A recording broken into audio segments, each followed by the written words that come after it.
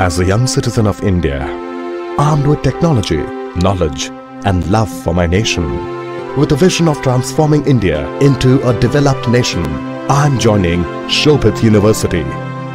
What about you? Very good morning to all the participants from India and abroad. Shobhit Institute of Engineering and Technology, MEZ, deemed to be university and its centers of excellence, Center for Informatics Development Solutions and Application, and Center for Industry 4.0 Technology Studies and Application, in association with African Asian Rural Development Organization, ORDO, New Delhi, organize this weekly international webinar series on open source digital technologies for self-reliant India, Atmanirbhar Bharat. On behalf of the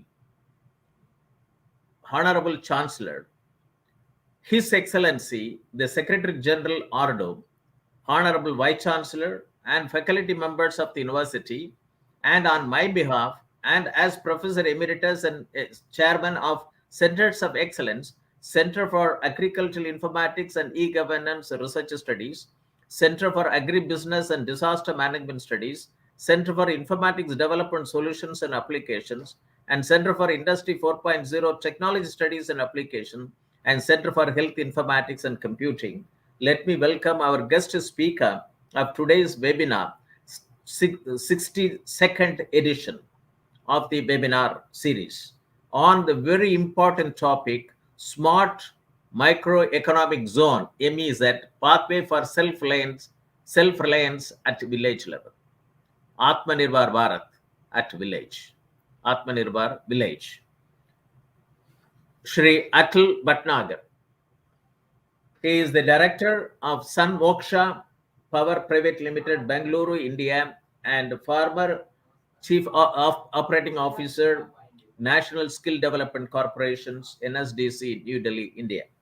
I wish to inform the participants and the guest speaker that under this international webinar series, these two centers of excellence, Center for Informatics Development Solutions and Application and Center for Industry 4.0 Technology Studies and Application, have organized 61 editions, lectures so far, namely, Open Technologies to Provision Simple and Economical IT Infrastructure, a roadmap for students using free and open source software and reaching goals of Atmanirbhar Bharat, free and open source software adoption / business models, open data platform for smart digital government, technology imperatives, make in India for self-reliance, edge artificial intelligence, data governance for self-reliant India, digital India, transforming governance and society,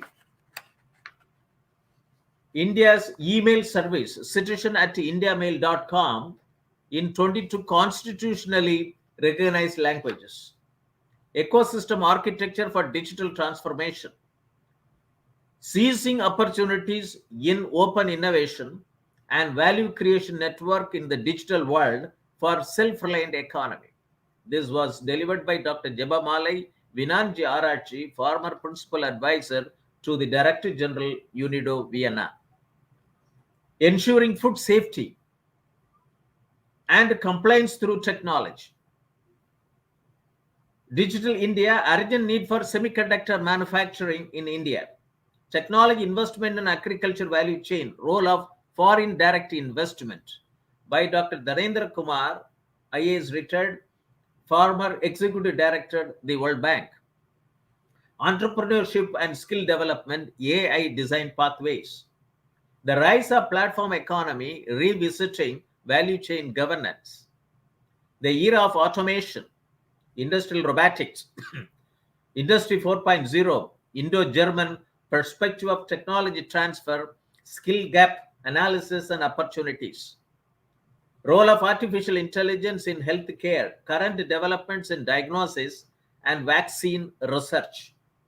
Digital agri-tech and agri-startup perspective. Health informatics network value chain, e-health system and beyond. Leveraging emerging technologies for ensuring transparent and traceable agri and food supply chains. Unleash the power of citizen development for enterprise software development. E-governance models towards sustained quality services to citizen backed up by technology. Indian MSMEs to adopt Industry 4.0 technology capabilities, urgent need for mentorship and accelerator program. Building public digital platform using microservices and APIs. Health informatics network value chain, early childhood development and learning. Health informatics network value chain, clinical AI, interface between machine learning and health informatics. All disease discovery takes place at primary health centers, and those doctors are never trained in their life career. And clinical AI is very important to modernize the primary health centers, both in human health as well as animal health. Health informatics network value chain, importance of social medicine and community health in the times of health emergency. Gravity filter, a simple low-cost solutions to drinking water treatment in rural India. Open source GovTech startups, empowering growth with automation. Digital transformation in small enterprises and small businesses of India, challenges and opportunities. National Digital Twine Program, need for a robust geospatial infrastructure. Industry 4.0 in MSMEs, benefits of indigenously developed CollabCAD from National Informatics Center. Mass serialization and anti-counterfeiting solutions to fight illicit trade. Cybersecurity risk, challenges and solutions, intelligence approach to reduce cyber risk. New Internet IPv6 root server toward Atmanirbhar Connected Bharat. Indian startups reflections and possible policy interventions needed for scaling up to Gram Panchayat. Blockchain and crypto for digital assets platform, pathways for global trade. Robot as a service, leverage technology to solve enterprise challenges. Space startup connecting to international markets with emerging business models. Enabling technologies for future vision. Vivekananda Secondary Education and Skills Development Mega Project, its potential impact on rural entrepreneurship and the rural economy of India. Sports Grail, a digital sports media platform and prospects of Indian sports industry sustainability model at global level. Pharma 4.0, Industry 4.0, applications to pharmaceutical manufacturing, path to a digital transformation. Accelerate and scale non-linear growth through partner ecosystem. Technological renaissance and the human capital, a perspective. Health informatics network value chain, medical outreach challenges versus potential. Beyond COVID-19, revitalizing micro and small enterprises. Project management essentials, launchpad for future CEOs and startup founders beyond. Society 5.0, a new society beyond Industry 4.0 and post-COVID-19. Smart village / community and the African ICT / IoT lessons. Digital economy, ways and means to protect and empower self-reliance. Pragmatic ways for Atmanirbhar Bharat. Democratization of essential services by using sustainable energy as a catalyst. Transforming India through relevant educations and vocational training. Digital technology in simplifying citizen life. Online learning during the pandemic and its future. Today is the 62nd edition of this very important webinar series. We will have the talk by our guest speaker, Mr. Atul Bhatnagar, Director, SunMoksha Power Limited, Bengaluru, India, on a very important topic, smart microeconomic zones, pathway for self-reliance at village level, Atmanirbhar village. Dear participants, please note the keywords: smart microeconomic zones, pathway, self-reliance, and village level. Atmanirbhar Bharat, the road ahead, it is the vision of our Honorable Prime Minister, Shri Narendra Modi, of making India a self-reliant nation rested on 5 I's: intent, inclusion, investment, infrastructure, and innovation. Economy, quantum jump. Infrastructure, one that represents modern India. System, 21st century technology driven. Vibrant demography and demand, whereby the strength of our demand and supply chain should be utilized to full capacity. Vocal for local to make it global. This is a demand-based economy system which is self-producing and self-consuming. Make in India, make for India, make for global, make by India. Digital technology in simplifying citizens' life. Because if Atmanirbhar village, then it is Digital India program has to be available to every house in the house, in the village. How does the digital government become better government?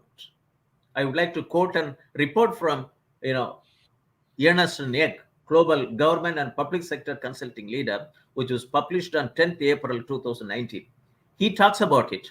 Digital transformation is now a public sector imperative. We examine 5 critical areas where governments can harness digital technologies to create better outcome for citizens. 1. Understand their citizens better and achieve better outcomes.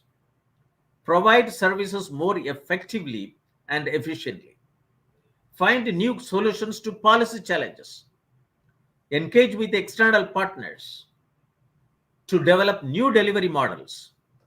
Commercialize some public services and develop fresh sources of income.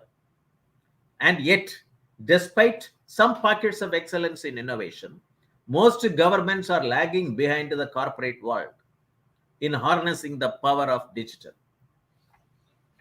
10 ideas to transform government's digital relationship with the citizens and public services focused on citizen needs, putting the citizens at the center of everything. Unify the relationship between the state and the citizen, ending the technology automation of organizations. Centralize all technical teams. Separate strategies from policy.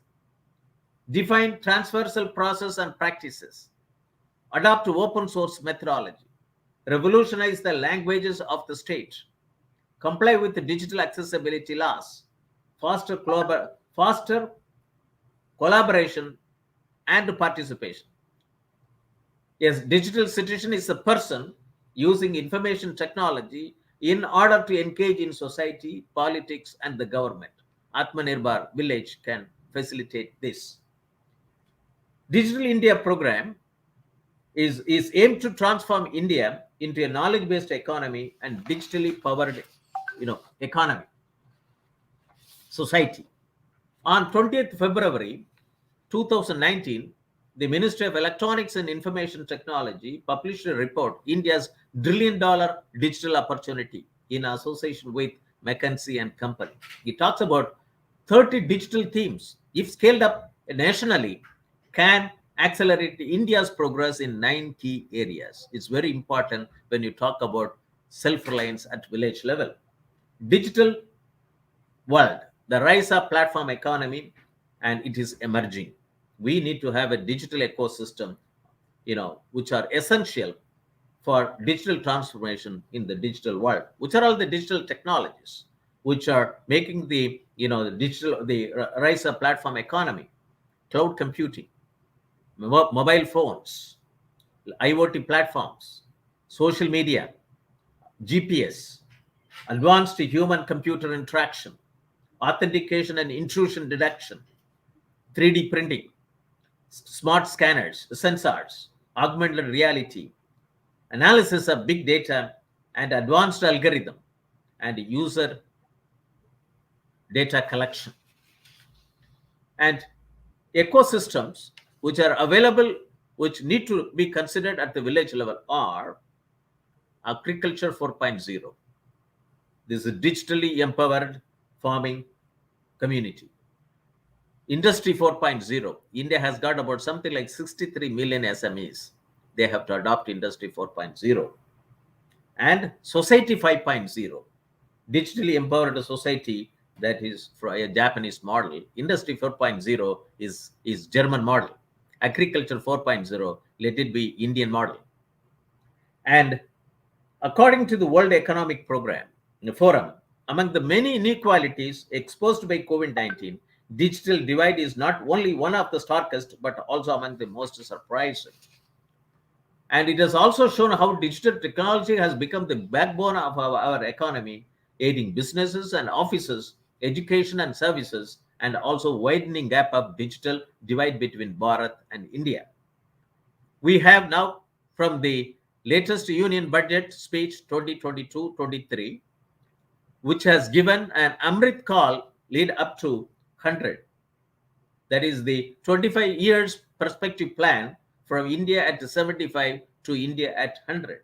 It talks about, complementing the macroeconomic level growth focus with a microeconomic level all-inclusive welfare focus. There are two: macroeconomic level growth focus and microeconomic level all-inclusive welfare focus.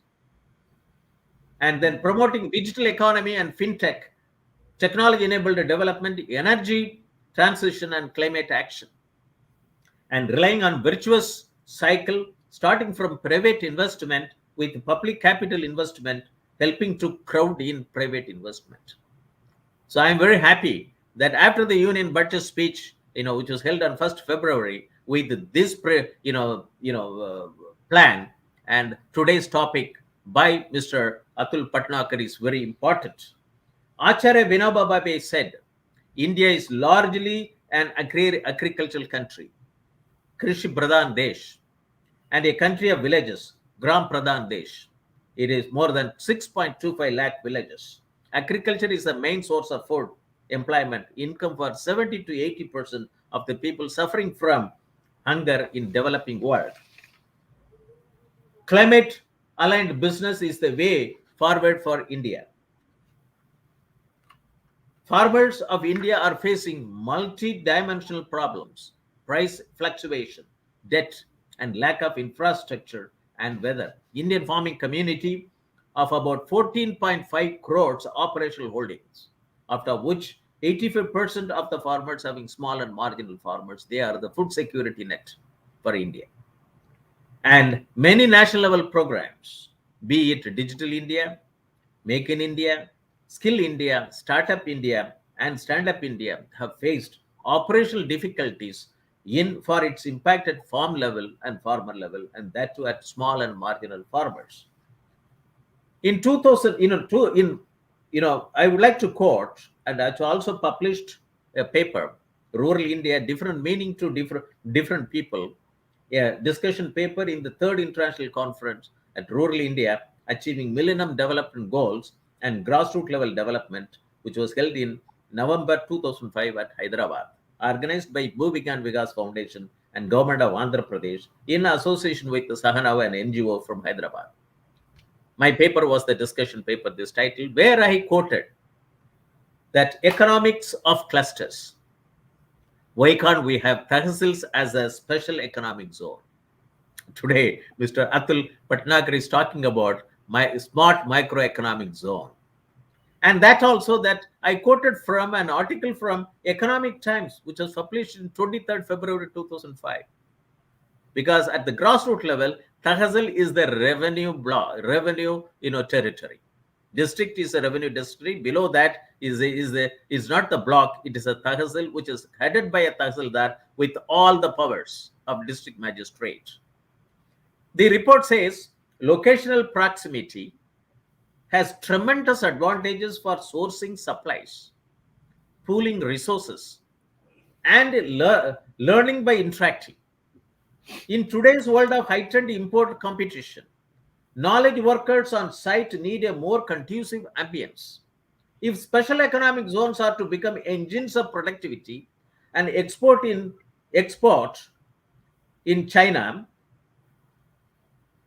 India needed to convert entire Tehsils. Now, let me repeat. In today's world of heightened import competition, knowledge workers on site need a more conducive ambience. If special economic zone are to become engines of productivity and export as happening in China, India need to convert entire Tehsils into special economic zone so as to provide the required scale of economies and the required mindset. A full tahsil will have the land and the scale to make possible an independent power station, independent water supply facility, and maybe an independent port and airport.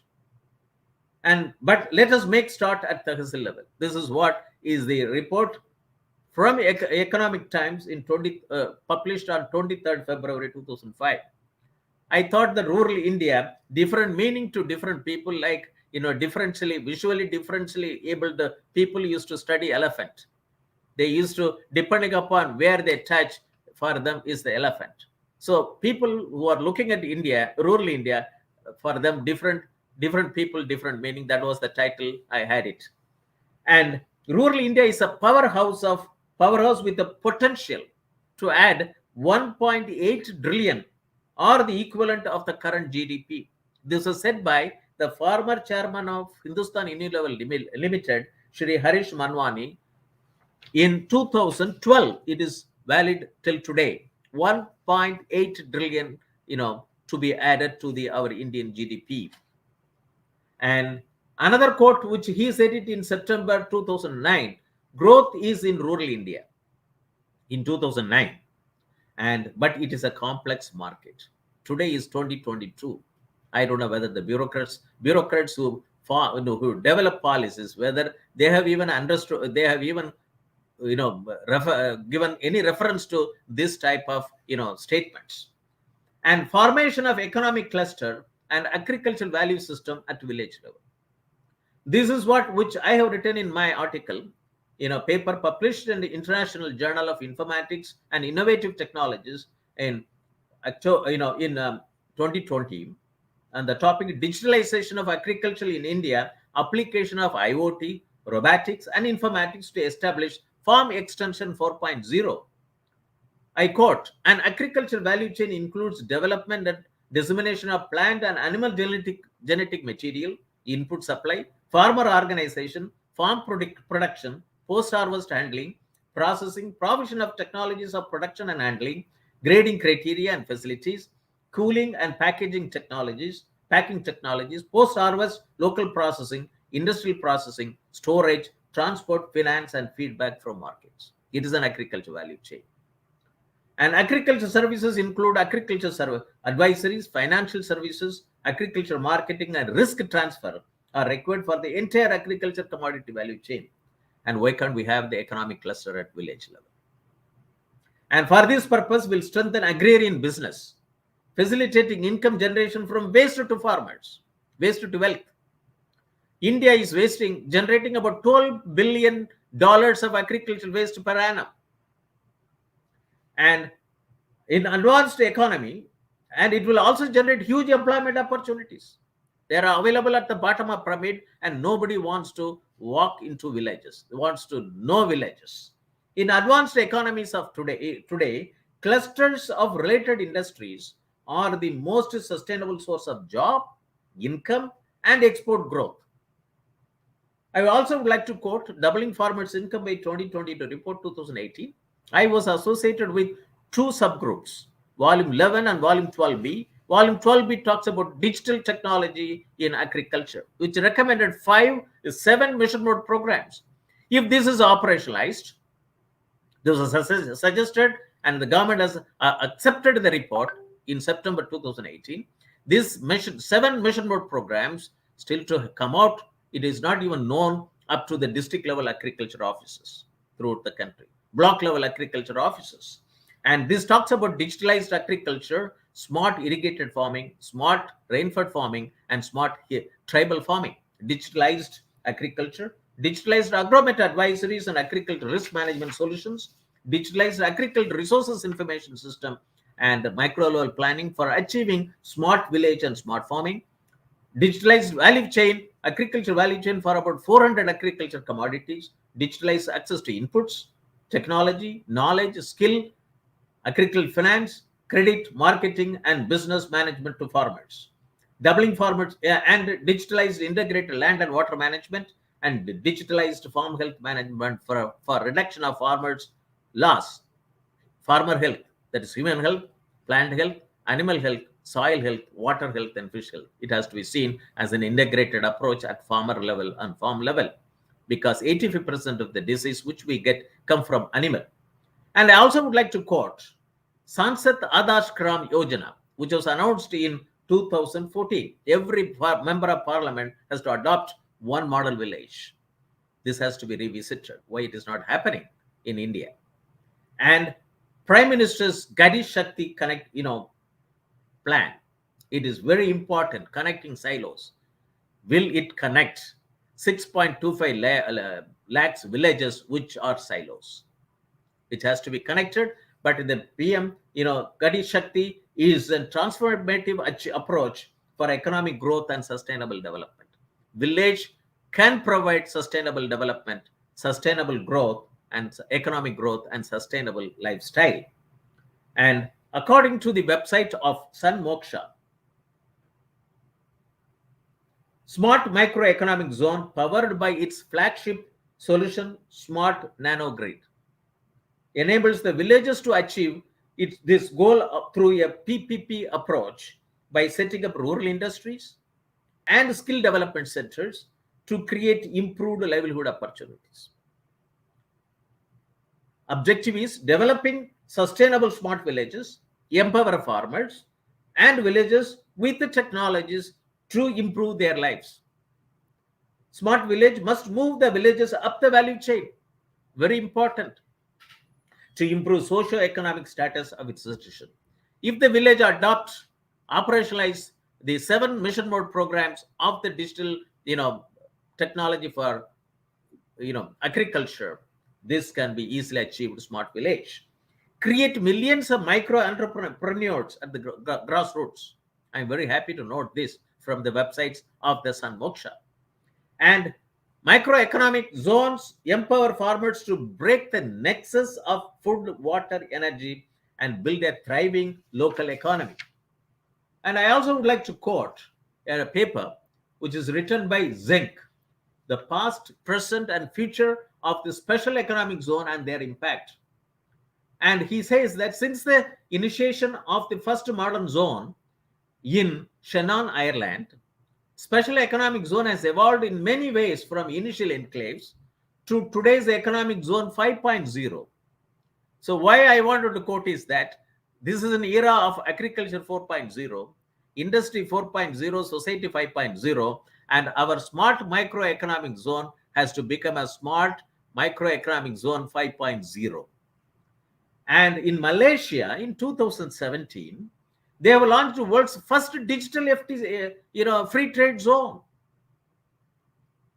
And in partnership with Alibaba, Maybank, and with other private corporates, with the intent to facilitate the entry of small and medium enterprises. And since Mr. Atul, why I wanted to quote is that since Atul Bhatnagar has got a vast experience, and he is also Chief Operating Officer of National Skill Development Corporation, that 63 million small-scale SMEs have to be brought into digital free trade zone as adopted by the Malaysia in alliance partnership with Alibaba model. Why can't we do it?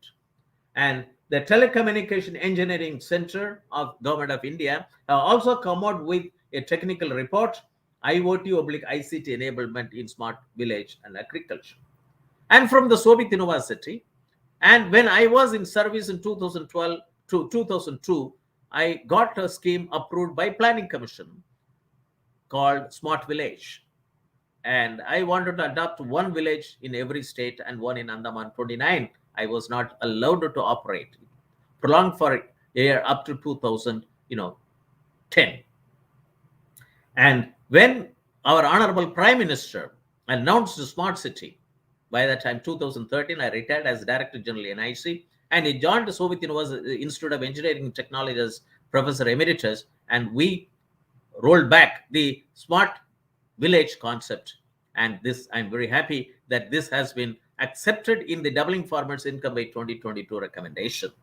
And the Digital Village project, as introduced by the Soviet Institute of Engineering and Technology, among the others, aims at use of information and communication technology for development and empowerment of communities. mostly disadvantaged communities, which also is involved in preparing an Sansat Adas, model village project report for Honorable Member of Parliament from Kanyakumari Parliamentary Constituency, Shri Pon Radhakrishnan. He was Honorable Minister of State during the Modi's government 2014, and modelizing Muthalakuruchi to be a socially, economically advanced geographical indicator preserved model village 2015 in association with Ahimsa, a social enterprise NGO, Chennai. So ICR also has come out with the Climate Smart Village, very important program. So with this background, let us now turn to the address by our guest speaker, Mr. Atul Bhatnagar, Director, SunMoksha Power Limited, Bengaluru, India, and former COO, National Skill Development Corporation, NSDC, to talk on the very important topic, Smart Microeconomic Zones, MEZ, Pathway for Self-Reliance at Village Level, Atmanirbhar Village. This topic will motivate and galvanize the participants watching over telecast through facebook.com/Sobit University India or youtube.com /Sobit University in or linkedin.com/company/Sobit-University for motivating them to get inspired for undertaking such a smart MEZ in association with Smart Village and Smart Farming at grassroots level, that is at 2.25 lakh Gram Panchayat in India, in association with SunMoksha. The university is very much interested to work with SunMoksha to facilitate digital transformation at the grassroots level. Let me introduce our guest speaker to the audience. Mr. Manish, can we put this profile? Mr. Atul Bhatnagar is the Director, SunMoksha Power Limited, Bengaluru, India, former COO, National Skill Development Corporation, New Delhi, is the former COO of NSDC. He left in November 2015 and found his inner calling to become an advisor to startups and non-profit organizations in the field of skill development, education, renewable energy, and fintech. He is currently associated with Pan IIT, Alumni Reach for India, Skilling Blue-Collared Workers, SunMoksha, Empowering Lives, Catalyzing Development in Villages, Sarthak Educational Trust, Empowering Differently Abled, Indian Institute of Management, Calcutta Innovation Park, Mentoring Startups. His corporate career was primarily as a banker with over 2 decades of experience in global banking business. He has worked in 3 major international banks, Citibank in India, HSBC in Dubai, and Barclays in Kenya. During his stint in Barclays, Kenya, Atul won the Male Diversity Champion Award, picked up among 1,500 nominees from the bank's global pool. He also backed an award for the best COO in Africa. He helped his bank back the best IT bank award given by Business Journal Africa, which also featured him on the cover of their July 2011 issue. Atul Bhatnagar is a mechanical engineer from IIT Kanpur 1985 batch. He did his MBA in marketing and finance from IIM Calcutta 1989. After spending nearly a decade and a half outside India, Atul Bhatnagar found his home calling, where committed himself to a national building. With this, I would like to request Mr. Atul Bhatnagar to address the international webinar series on open source digital technologies for self-reliant India, Atmanirbhar Bharat, on the topic Smart Microeconomic Zones, Pathway for Self-Reliance at Village Level. Over to you, Mr. Atulji. Thank you. Thank you. Namaste to everyone, and this is noon time, and good afternoon to everyone. Thank you, Professor Moni, for having interacted with me on WhatsApp and finding alignment of minds.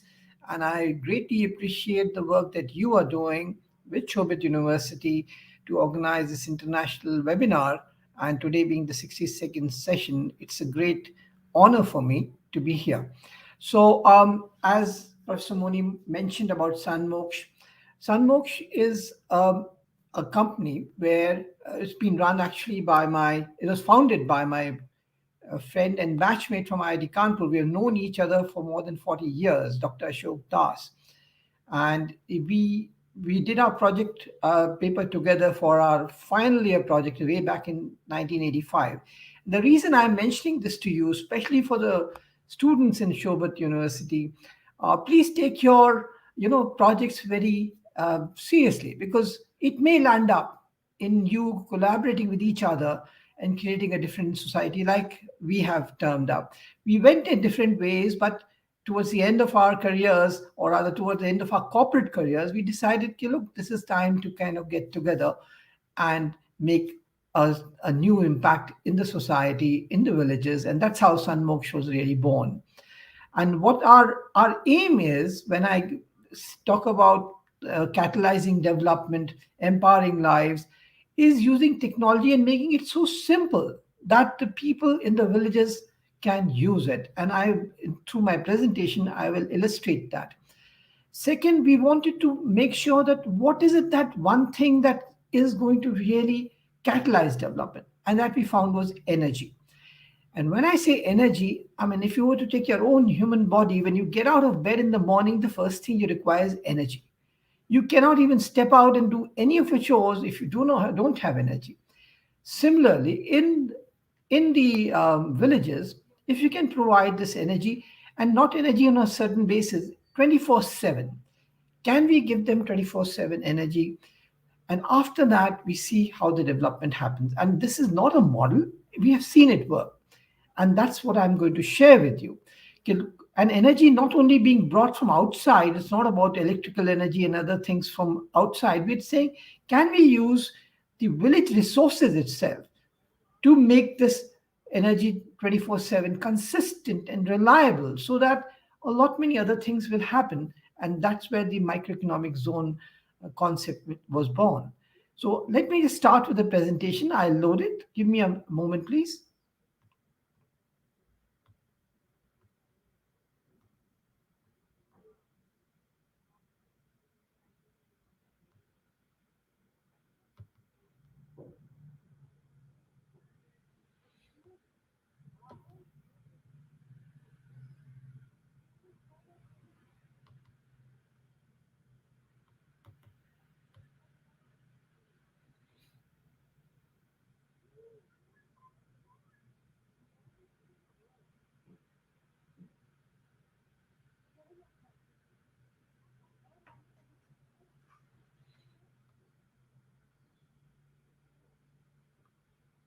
I made it a PDF file so that it's easy to load.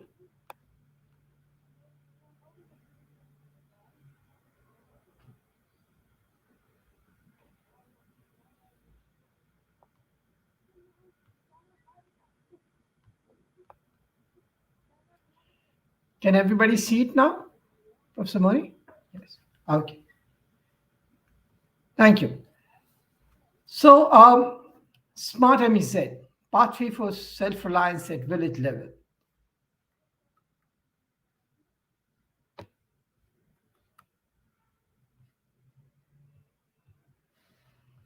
Now, there's a story behind it. I mean, it's not done in one shot. There is a pathway, as I've mentioned.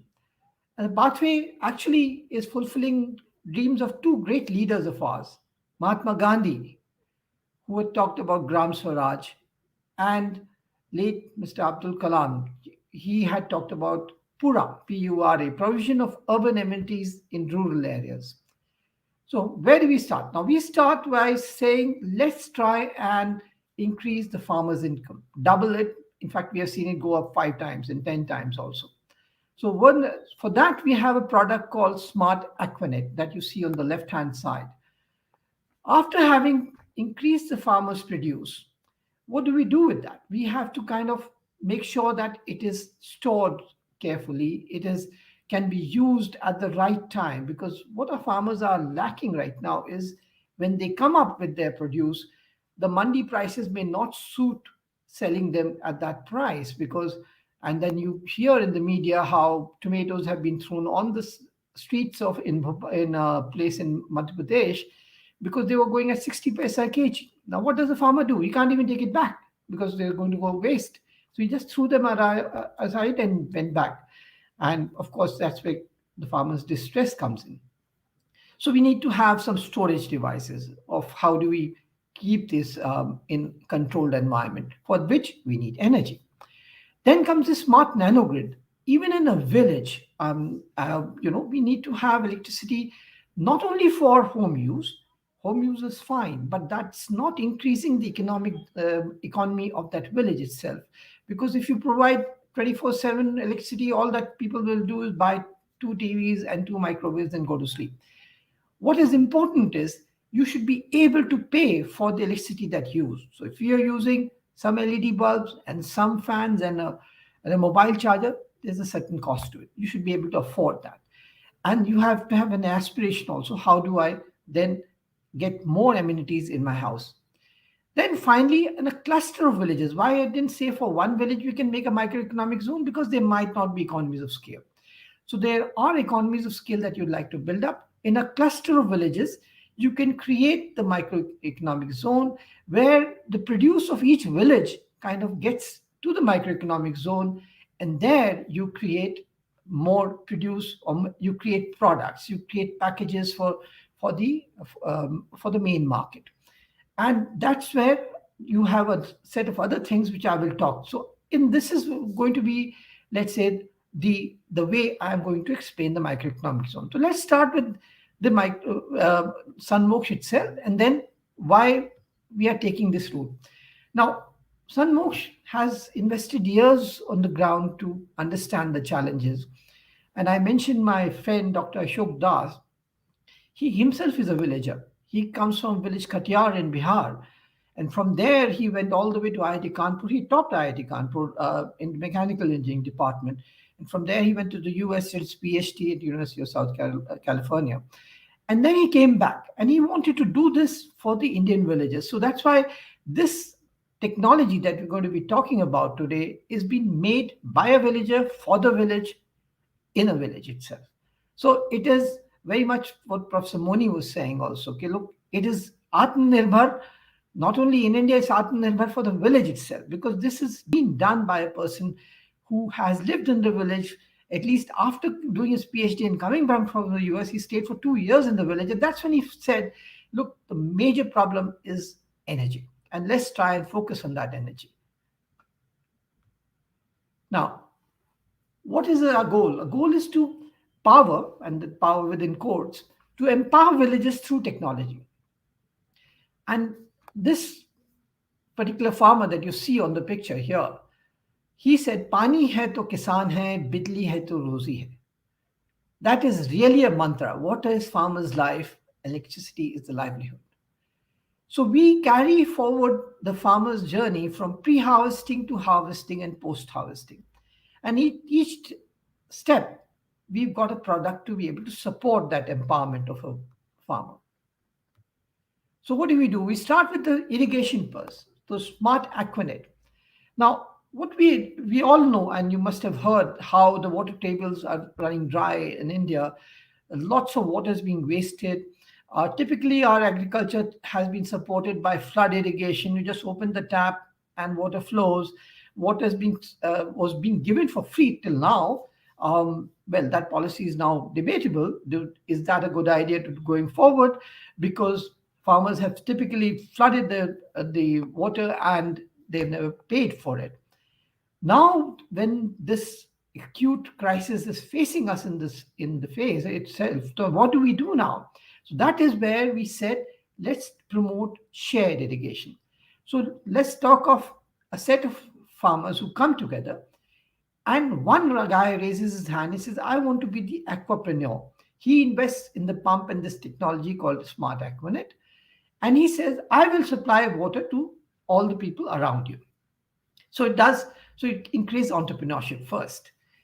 Then not only water, you can even provide liquid fertilizer through the same thing. And only the right amount of water at the right time, at the right place will be provided, supported by solar. So it's a green tech. You don't need diesel pumps anymore. You don't have to worry about electricity.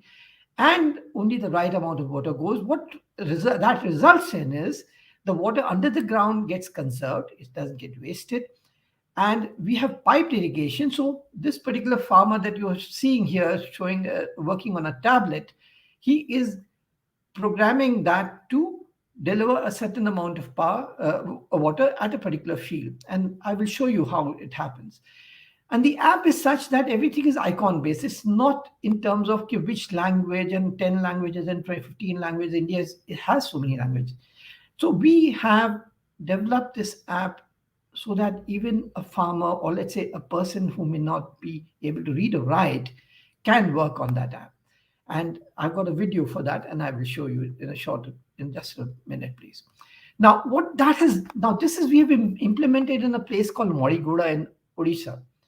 And you can see on the right-hand side, between March 2018 to July 2018, the transformation that happened. And the impact was 41 farmers with a 3 HP solar pump. We found 2 to 5x increase in farmers' annual income. Now, how did that happen? When they did not have this technology, and they were going the traditional irrigation route of taking out water and letting it out in the fields, they could only get one crop. So monsoons happen, maybe within 4 to 5 months, they've got the first crop ready and they run dry. And they've got nothing else to do till the next monsoon happens. What we have done here is that only the right amount of water is being produced and given to the farmer.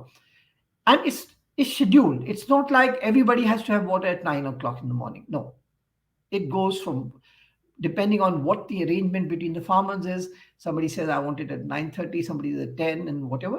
Accordingly, that this particular farmer that you're seeing here holding the tablet, he's the one who kind of goes and gives water to every single farmland using a hose pipe. Think in terms of the fire brigade, the big hose pipe, the rollable ones, where he just has to go and stand in the appropriate field number 23. Well, he stands in field number 23, water comes out 10,000 liters. He goes to field number 24, some other amount of predetermined amount of water is given. And this water is also determined by the amount, the kind of soil that is there, the kind of crop to be grown. So only the right amount of water is produced, not random. And the other farmers, they can actually not be there at that place. I mean, they can be doing other things. They can be going into the market and looking at other ways to enhance their income. So that constraint, which was there previously, that only when the electricity comes, that's when the pump will start. Maybe the pump might start 3 in the night, and the farmer has to get out of his home and open the pump or close the pipe after the water is delivered. All those constraints have gone away. Why? Because this is based on IoT, and this is can be used to send data to the cloud. You can do analysis, data analytics on how much water for what crop, what kind of output has come. So it improves productivity. So there's a number of different ways by which you can do these things. Now, I will come to the Nanogrid a little later. Let me just share a video of a farmer who is operating the system. Now, he's talking in Odia, but you will get the sense what he's doing. And he opens the pump and closes the pump using his mobile phone. So just have a look at this, and we'll come back to the presentation after I have done this.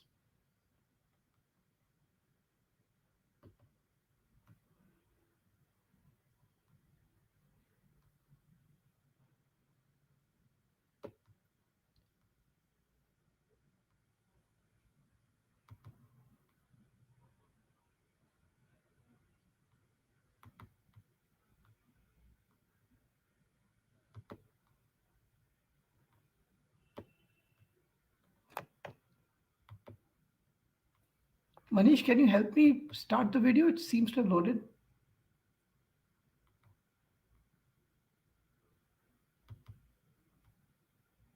Yeah, I see it now.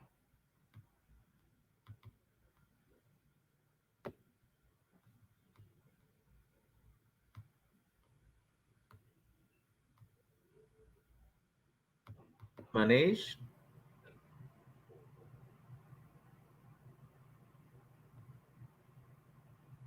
Yes, sir. Manish, can you play the video, please? I've loaded it up. So it's not showing. Yes, sir. So here we have Praveen Chaudhary, who is an operator over here, and he deals with whatever the request a farmer gives here. So we will talk with Mr. Pradin about his experience and how he is getting requests from the farmers and how he is dealing with that. So Praveen bhai, ଆପଣଙ୍କ ପାଖରେ କେମିତି request ଆସୁଛି, କେମିତି ଲୋକ ଫାର୍ମର ଯୋଉ ଚାଷୀ ମାନେ ଅଛନ୍ତି କେମିତି ଆପଣଙ୍କୁ ଜଣାଉଛନ୍ତି କି ମତେ ଏତିକି ପାଣି ଦରକାର, ଏଇ ଟାଇମରେ ଦରକାର, ସେଟା କେମିତି କରୁଛନ୍ତି?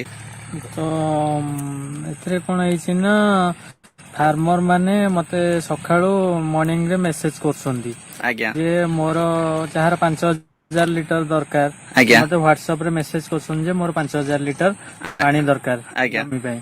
ତ ମୁଁ କଣ କରୁଛି ନା ଆପଣଙ୍କର ଯୋଉ ସଫ୍ଟୱେୟାର ଅଛି ନାନୋ ସଫ୍ଟ ରିପୋର୍ଟ, କ୍ଲିକ କରୁଛି, କ୍ଲିକ କରିକି ଆଇଡି ପାସୱାର୍ଡ ଦଉଛି, ଫାର୍ମର ଯୋଉ ଫାର୍ମର ନା ଲେଖା ହଉଛି, ତାପରେ ତାକୁ 5000 ଲିଟର ପାଣି ସପ୍ଲାଇ ଦିଆ ହଉଛି, ତାପରେ ସେ ଅଟୋମେଟିକ ବନ୍ଦ ହେଇଯାଉଛି 5000 ଲିଟର ପରେ। ଓକେ, 5000 ଲିଟର ହେଇଗଲେ ସେ ବନ୍ଦ ହେଇଯାଉଛି।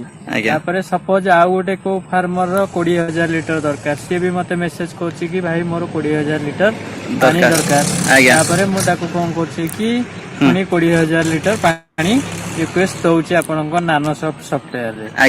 ତାପରେ ସିଏ 20000 ଲିଟର ପାଣି ନଉଛି, ତାପରେ 20000 ନେଲା ପରେ ଅଟୋମେଟିକ ସିଷ୍ଟମ ଅଫ୍ ହେଇଯାଉଛି। ତାପରେ ନେକ୍ସଟ ଧର ଆଉ କିଏ ଫାର୍ମର ର 40000 ଦରକାର, ସିଏ ବି ମେସେଜ କରୁଛନ୍ତି ମତେ 40000 ଦରକାର ବୋଲି, ତାପରେ ମୁଁ 40000 ଇନପୁଟ ଦଉଛି, ତାପରେ 40000 ସରିଲା ପରେ ଡେଲିଭରି ଅଟୋମେଟିକ ହଉଛି ସିଷ୍ଟମ ଅଫ୍ ହେଇଯାଉଛି। ତ ସେଇଟା କରିବା ପାଇଁ ଆପଣଙ୍କୁ ଏଇଠିକି ଆସିବାକୁ ପଡୁଛି ନା ଆପଣ କୋଉଠି ବି କରିପାରୁଛନ୍ତି? ନା, ଯେକୌଣସି ଜାଗାରେ ଇଣ୍ଟରନେଟ ଆଉ ସ୍ମାର୍ଟଫୋନ ମୋ ପାଖରେ ଅଛି, ସେଠି ନେଟ କନେକ୍ସନ ଅଛି ମୋ ମୋବାଇଲ ସହିତ, ତ ସେଇଠି ମୁଁ ରହିକି କରିପାରୁଛି।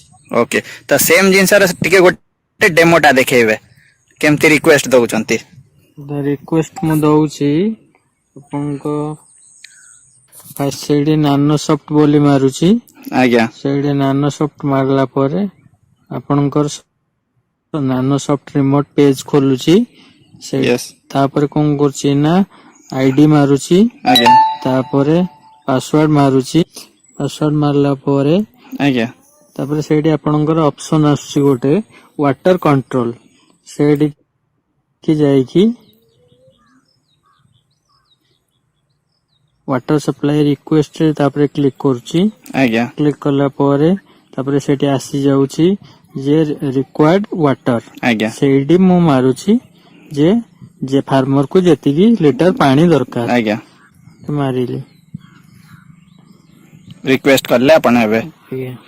ତ ଏଇଠି ଏଇଟା ଅନ୍ ହେଇଯିବା କଥା, କରେକ୍ଟ? ଓକେ,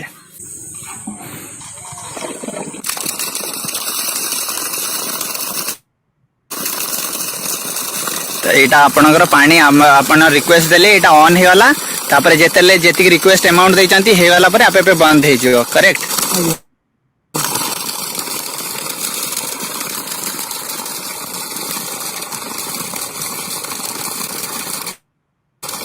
ତ ଏବେ ଆପଣ କେତେ ଲିଟର ରିକ୍ୱେଷ୍ଟ ଦେଇଛନ୍ତି? ଏବେ 50 ଲିଟର ଦେଇଛି। ଓକେ, ତ 150 ଲିଟର ହେଇଗଲା ପରେ ଏଇଟା ଆପେ ଆପେ ବନ୍ଦ ହେଇଯିବ। ଆଜ୍ଞା,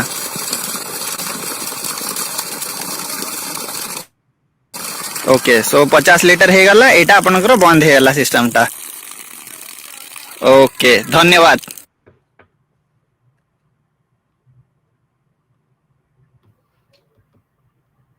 Yeah, so what you could make out from here is this particular operator, Pravina Chaudhary, he could deliver, he showed a demonstration of 50 liters being delivered from this particular pump. Now, through this pump, you can attach a pipe and you can reach it across to whichever farmland that you want to get to.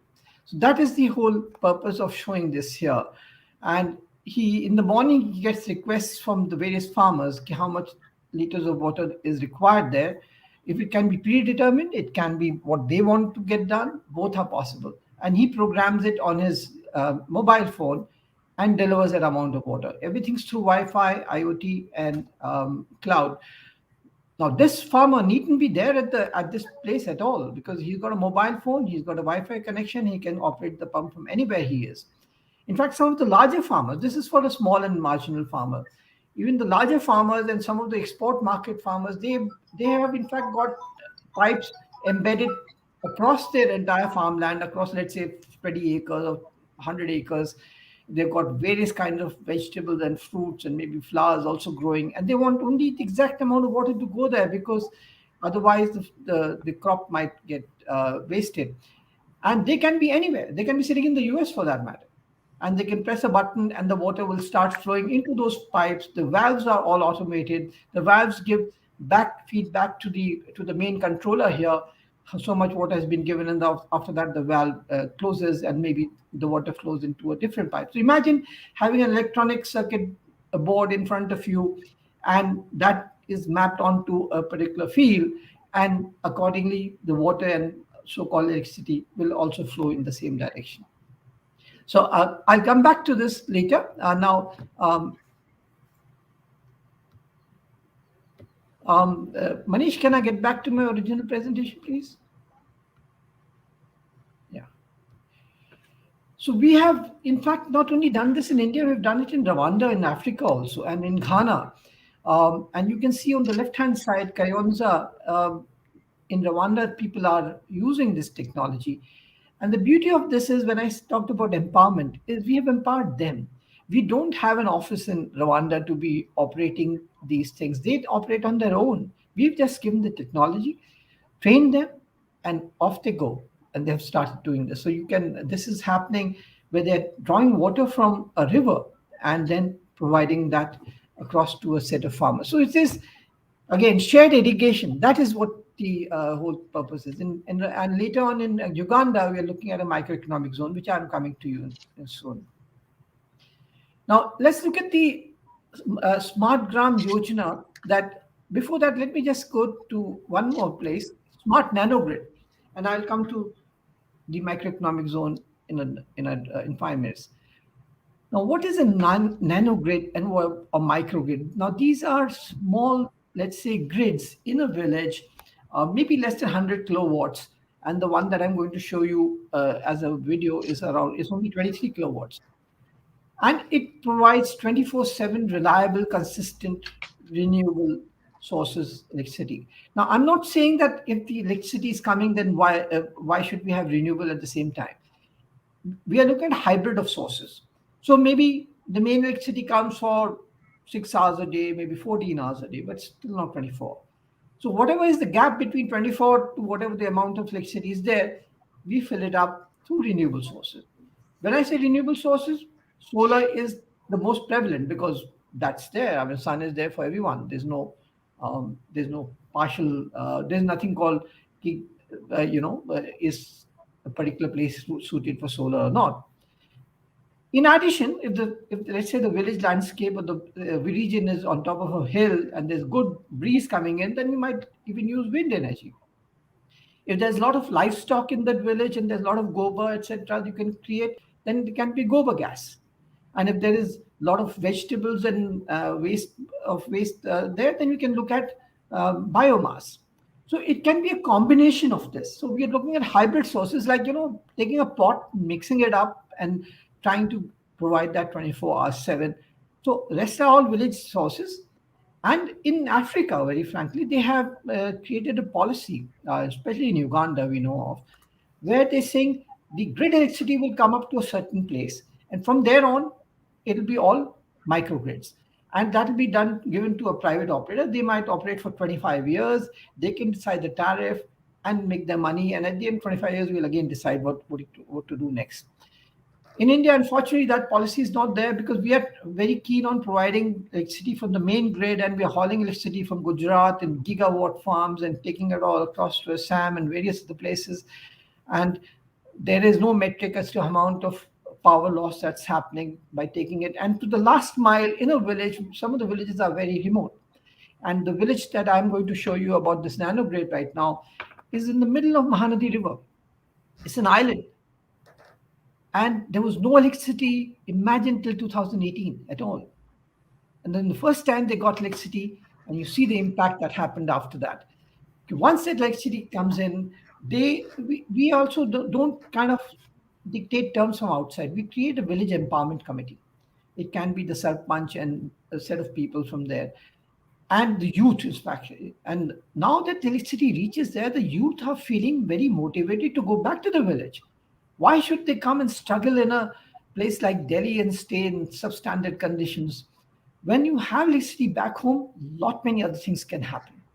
It's now, so this particular, I just want to give you another video.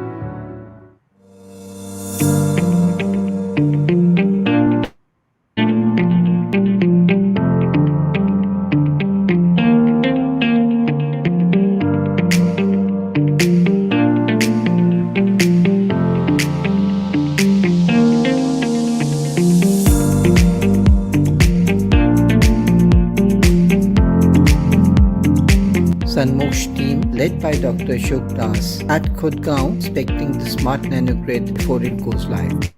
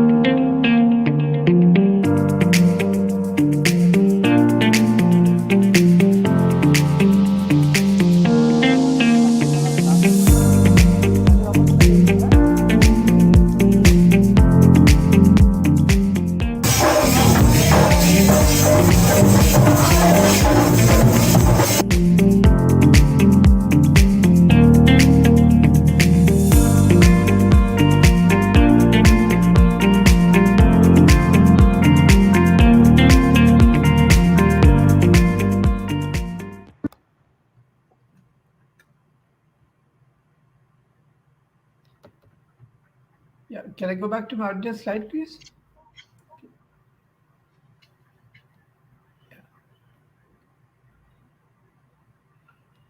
So now let's come to the smart nanogrid bit. Now, the problem that we were facing was, look, we can create a nanogrid, but there is an expense to that.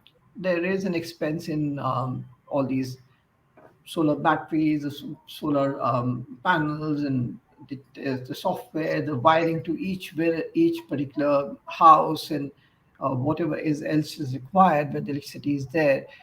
So there is a capex, and that capex requires patient funding. It's, if you go to a VC or any other place, then it's, they want returns in 3 to 4 years and multi-X kind of stuff. But here, by the way, capex is fully recoverable, but it might take 8 years. OPEX is fully recoverable because the village empowered committee, they know how much was the expense in a particular month, and accordingly they rate it, and they create a surplus for themselves, because they have to. They might have an AMC with SunMoksha. They may have to preserve some amount of corpus for replacing the batteries after 5-6 years, or maybe some panels might get damaged. They might require changing. So OPEX is fully recoverable. But the capex, it takes time.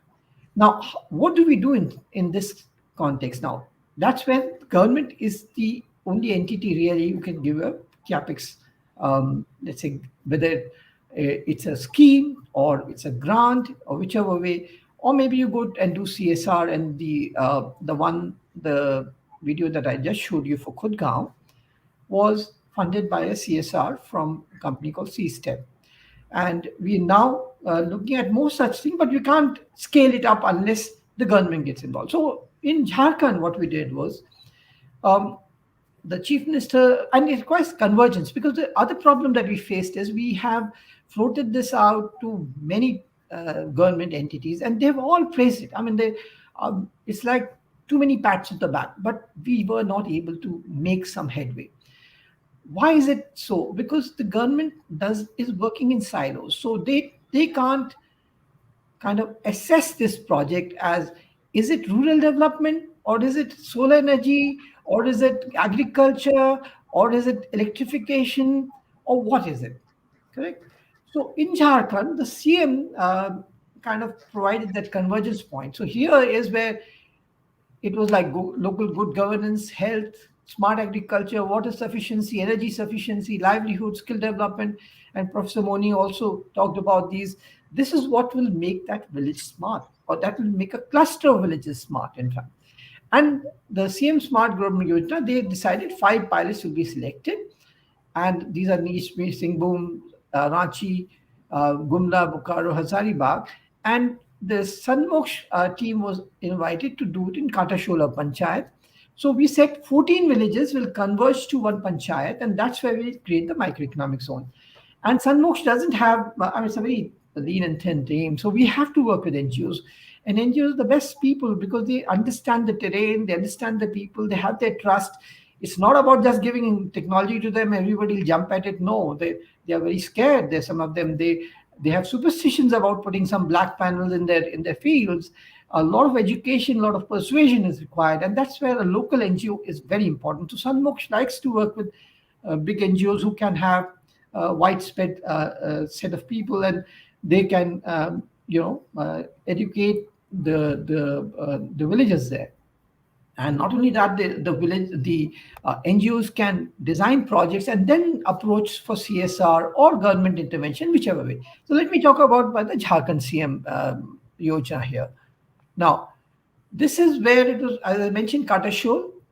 The 6,060 is the population across 14 villages. Number of households, 1,185. And the literacy rate was only 35%. And we wanted to catalyze the socio-economic development. We've formed a hub and spoke model. And I'll just give you that. What does hub and spoke mean? So the villages are the spokes, and the centerpiece is the hub. And from the hub, we provided a market linkage, correct? What does this mean in terms of what do the villages do and what do the hubs do? This is actually the landscape, So there are these villages running where, and in between Katashol is where the MEZ hub is. And so each of the villages are producing their stuff, coming into the MEZ hub and producing something out of it. And what that something is, this was seen as the wasteland that was given by the government to open the MEZ. What does this MEZ now have? So it has the e-governance, drinking water, bank ATM, food processing, training and production, cold room, health clinic. And in the villages, you are doing, like, say, seed and leaf collection. You see on the left-hand side? So you harvest the seed and leaves, you carry it forward from the village, bring it to the microeconomic zone, and there you make seed oil. And from the leaves, you convert that. Whole idea is, can I add value to the product that is being harvested in the village at the village level itself, at the microeconomic zone level itself, and then provide a market linkage. Let's talk of, let's say, everybody talks about Nagpur ka santra and orange berries is one of the most sought after stuff. Maybe the Alfonso mangoes also. If you were to make juice out of them, let's say Nagpur ka santra ka juice, and if it's coming from certain villages in Nagpur, then best is you create the juice there itself. Why carry it forward to some 100 kilometers away from there and mix it with the juice and you get orange juice, or let's say organic orange juice. I want Nagpur ka santra juice, then I want it to be bottled there. How do you bottle it there? You create this microeconomic zone.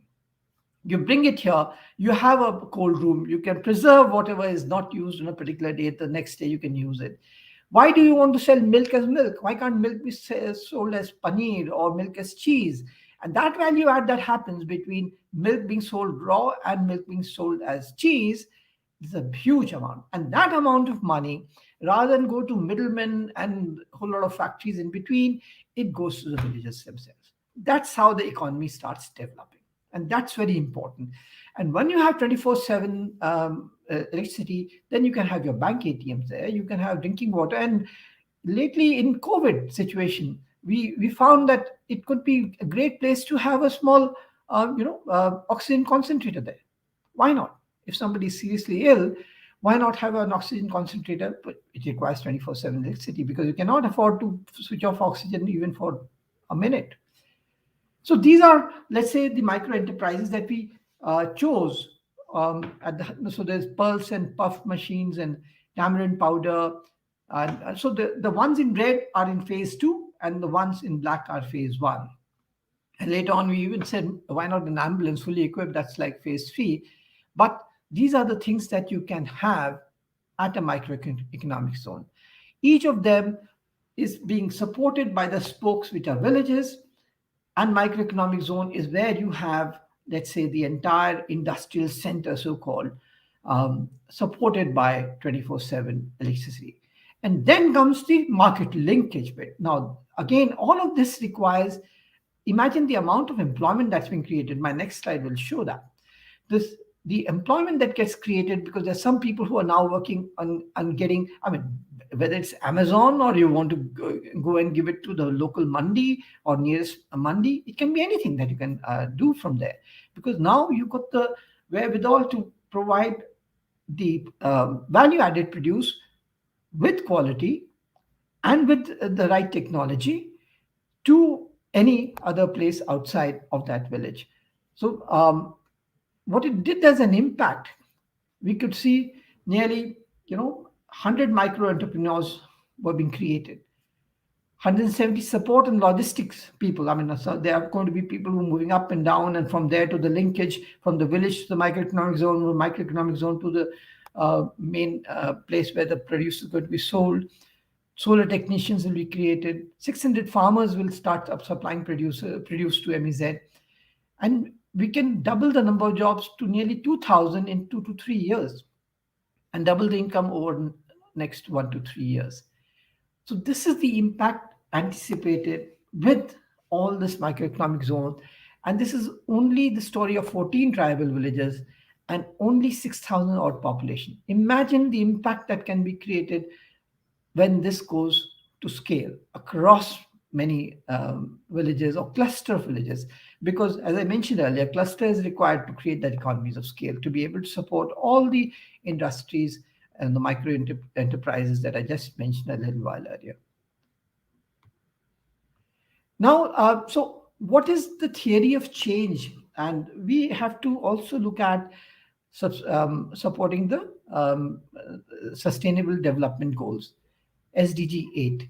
Now, SDG 8 is decent work and economic growth. If we focus on that, a lot of other things will fall in place. And here also, I'd like to just load one more video for you, which my friend Ashok Das is, he's doing the talking there, of how this whole thing falls in place. So those who are looking at SDGs and how these interplay between SDGs can come about, this might be a great learning exercise.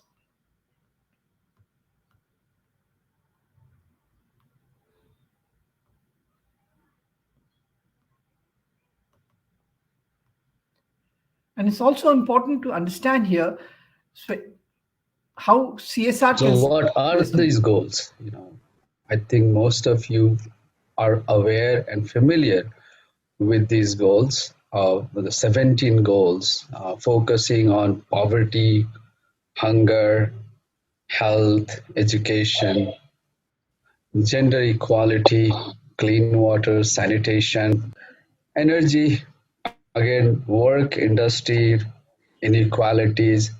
As you can see, all of these are primarily pointing towards, how do we make the world more sustainable and more inclusive. From our perspective, what I believe is the SDG 8 is a key. So if we really focus on 8 and give everybody enough economic growth, decent work, and enough livelihood, they can themselves go and take care of their hunger. The poverty will be eradicated. This is the result of the focus on one goal, that economic empowerment is the key. And of course, as time progresses in the long term, you will achieve the sustainable communities and peace and justice on this earth. If everybody has enough to eat and live and raise families and give everybody good education. If you look around all the fight, it's because of only two things, either need or greed. So I don't know how to take care of the greed, but at least need we can deal and we can take care by working on SDG 8. What is our theory of change is that you focus on 8, outcomes we can achieve through 8, inputs or interventions are our solutions, technology solutions, together with the local partnership. It's not that it's a linear process. You do once and you're done. No, it goes into cycles. It repeats because different kinds of interventions are needed at different level, so that eventually the community goes into the sustainable community, achieving peace and justice. So how can CSR funds help achieve some of this sustained impact? As I said, many times I have seen many CSR activities going and doing a short-term impact. Yes, I have benefited. We gave 10,000 lanterns to the family. We did well. But then that doesn't last long. That lantern is gone in 3 months, 6 months. So how do we go and do things, and then the community, the CSR effort moves away from that village. It goes somewhere else. And then there is nobody to look after them. So our model is that it has to be a long-term commitment, and funds should be utilized to catalyze long-term development, not just a short-term output. Creating livelihood, creating micro entrepreneurship opportunities, engaging the youth, skilling them, and making them micro entrepreneurs. Make sure women are empowered, right? Funds impact should be extended over several years. If just one example I give, that if I do, a home lighting system or a solar lantern, I'm an energy guy, that impact is not going to be lasting too long. It just gives them light. But if I give a microgrid, if I give them power, then the whole development process starts, and there is a long-term impact in the village and in the community. And of course, there has to be accountability on the part of the implementing agency, scalability. How can I go into multiple places? And transparency. So transparency is one of the things that was key to our own measures and metrics. That how do I make sure that the funds invested are transparently monitored, and through that transparency you bring continuity of engagement. So because continuity of engagement with the beneficiary is equally important. If you just lose the continuity, your efforts and your funds and your CSR activity that you did are negated again. And for that transparency and continuity is where we bring technology, so that there is a local support. We are talking technologies such that the people in the village can use it. There is a remote command center where we can support, we can look at the solutions, we can look at the problems and address and provide the ongoing support to the villagers or to the project, and bring the customer, make it easy for the customers to interact with our systems. And this data is available to everybody, the CSR folks, all the stakeholders can look at the data and make sure that, yes, what we promised is what we have delivered.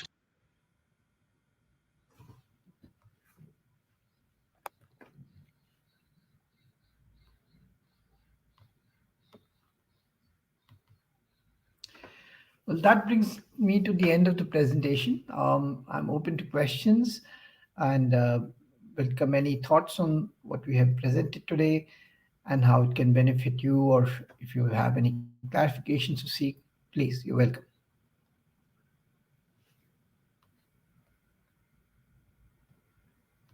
Oh, okay. Very nice that. Okay. It is very, very nice presentation, very, innovative and also provocative that when such type of development models have proved right, giving objective of grassroots level up to the sustainable development goal, meeting the objective, and the forthright view, which is based on a lot of study and operational models and so on and so forth. And this model is an operational model which is available. And why can't we replicate it? Do you mean to say that this is not known to the district administration, is not known to the Niti Aayog, is not known to the concerned departments of the central government? But somewhere there is some, it is something like a shadow which is shadowing all grassroots level experiments in the country.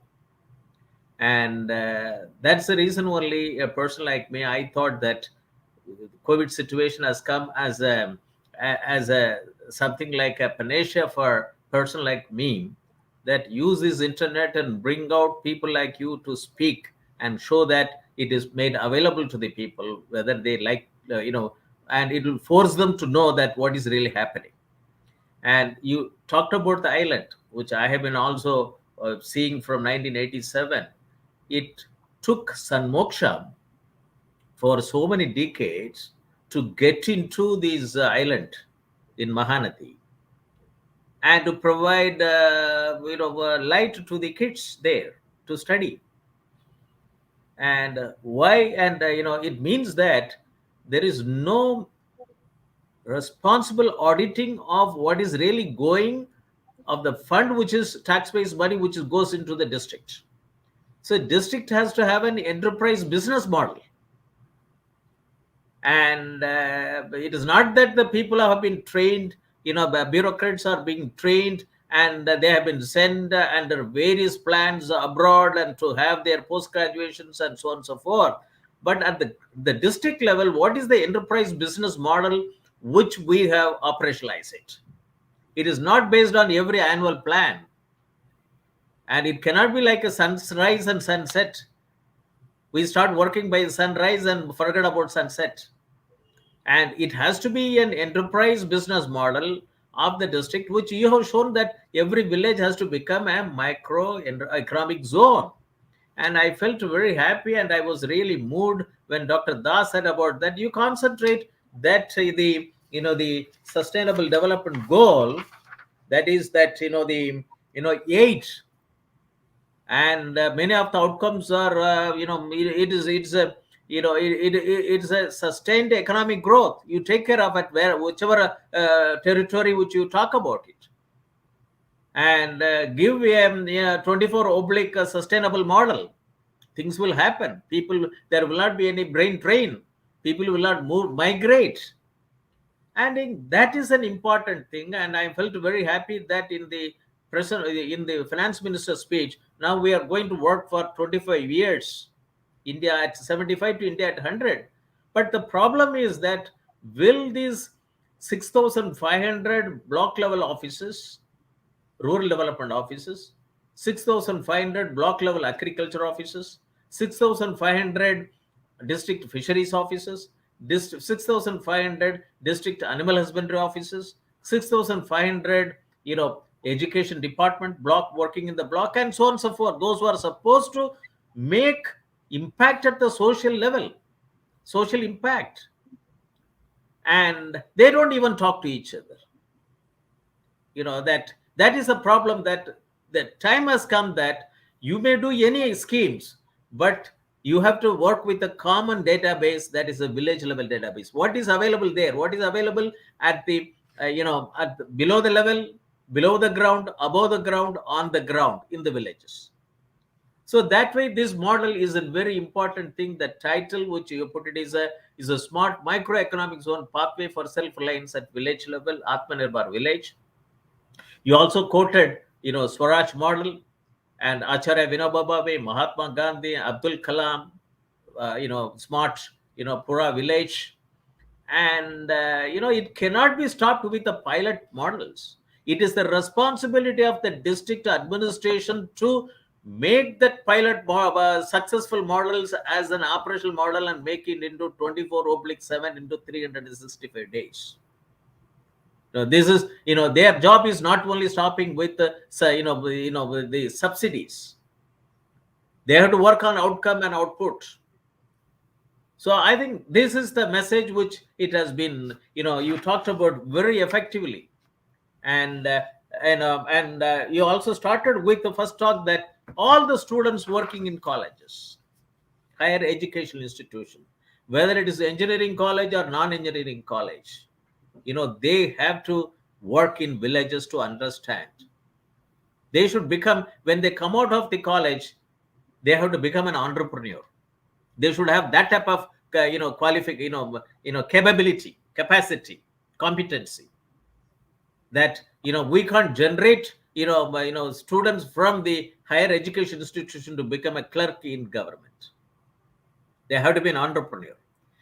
To become a clerk in government, you need only plus 10th standard.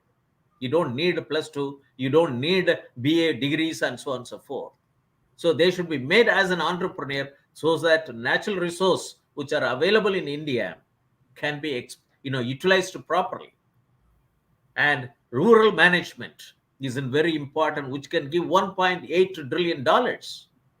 Why can't we use it? And this is an indication which both Mr. Atul Bhatnagar and the CEO of the company, Dr. Ashok Das, very nicely put it through the 2 videos and also example.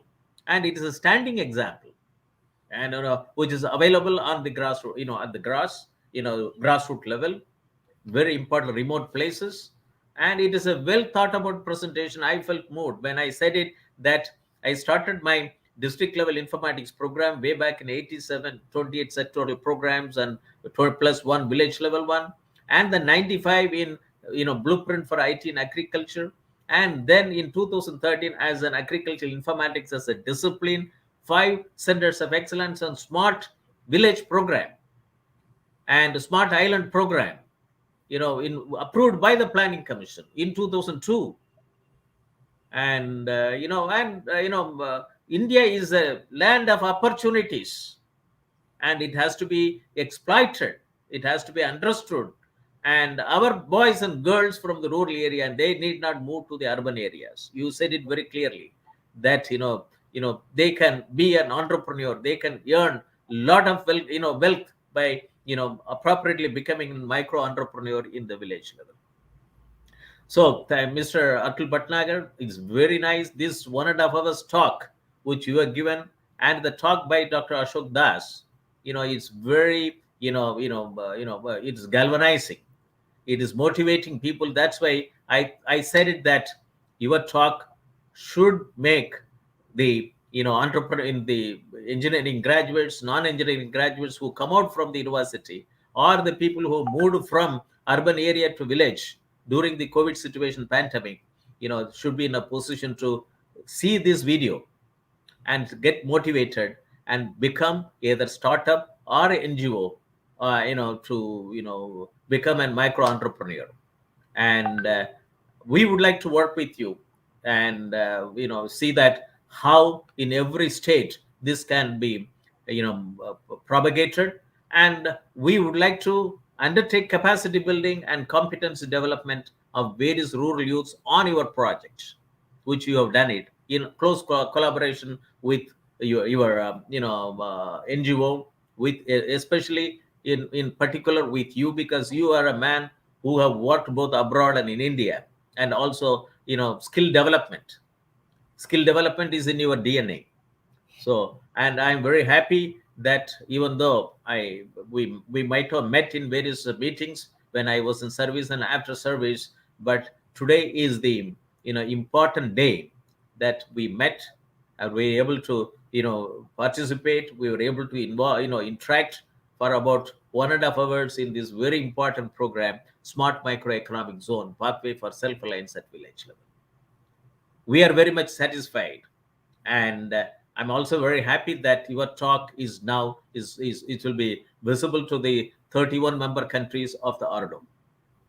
And I would like to read it out. Yesterday, His Excellency the Secretary General of the ORDO has sent a letter to the Honorable Chancellor of Soviet University about this conference, about this webinar.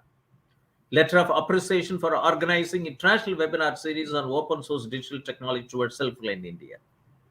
Because since February 2021, they have joined, with this webinar series, even though it started on 18th August 2020. And he said that would like to solemnly thank your good self, your esteemed university, and all learned faculty members for organizing this laudable and impeccably planned international webinar series on open source digital technologies towards self-reliant India. ORDO and all its 31 member countries are proud to be associated and to benefit from these knowledge and technology dissemination ventures. We place on record the impressive number of such international webinars, which has so far reached a total number of 45 on diversified theme, having widespread ramifications on rural development and rural communities in Africa and Asia. The themes of this webinar cautiously selected highlight inter alia the role of technologies, more specifically digital technologies, low-cost innovative technologies, health informatics, e-governance models, issues related to agriculture and farmers, the role of ICT development, startup policies, and smart villages. Participants from ORDO member countries and other economies have enriched their knowledge and would certainly look into possibilities of implementing selected ideas and technologies exposed to them. Even though some of the webinars are India-centric, they still have wider implication at the policy and planning level in all the developing countries of the world. ORDO is equally thankful to the stalwart speakers of the webinar for their meticulous and meaningful presentation. And you did it today. And we are similarly thankful to the concerned authorities of the university, and particularly to Professor Moni Madaswamy, Professor Emeritus, and Chairman CIDSA and CITSA for bringing such a galaxy of scholars on platform for lively session and for successfully coordinating the programs.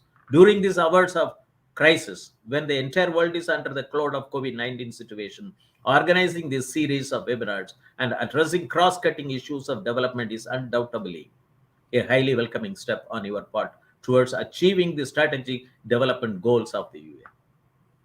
And you also very nicely integrated, and this is the word coming from the Secretary General of ORDO.